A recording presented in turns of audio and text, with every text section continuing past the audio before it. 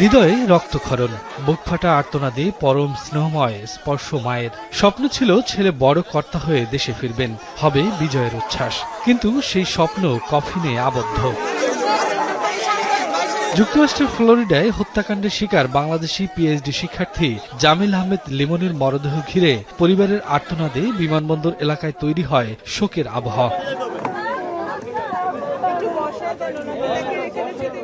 সোমবার সকাল ৮টা ৪৭ লিমনের মরদেহবাহী বিমান হযরত শাহজালাল আন্তর্জাতিক বিমানবন্দরে অবতরণ করে। পরে স্বজনদের কাছে মরদেহ হস্তান্তর করেন পররাষ্ট্র প্রতিমন্ত্রী।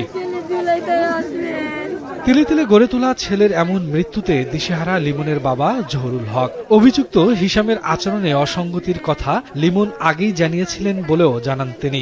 আমার সাথে শেয়ার করছিল যে ওই ছেলেটা যে নিয়ে নর্মালের মতো ঘরের মধ্যে থাকে সব সময়, একটু কেমন কেমন। তো আমেরিকান ছেলে, ওর মা বলছে যে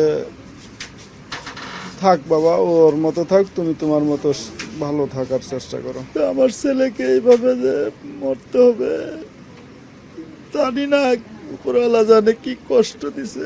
এটাই আমার কাছে কষ্ট যে আমার ছেলে। পরিবারের পাশাপাশি শোকে কাতর হয়ে পড়েন পররাষ্ট্র প্রতিমন্ত্রীও। তিনি জানান, হত্যার বিচার নিশ্চিতে বাংলাদেশ সরকার যুক্তরাষ্ট্রের সঙ্গে যোগাযোগ করে যাচ্ছে।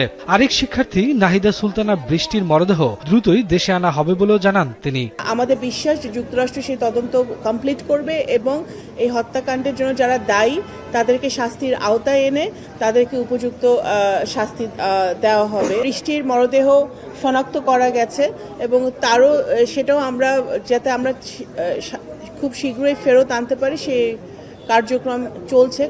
বিমানবন্দরে লাশ হস্তান্তরের আনুষ্ঠানিকতা শেষে লিমনের মরদেহ নিয়ে যাওয়া হয় গ্রামের বাড়ি জামালপুরে। যুক্তরাষ্ট্রের সাউথ ফ্লোরিডায় ১৬ এপ্রিল থেকে নিখোঁজ ছিলেন লিমন। ২৪ এপ্রিল পুলিশ তার খণ্ডিত মরদেহ উদ্ধার করে।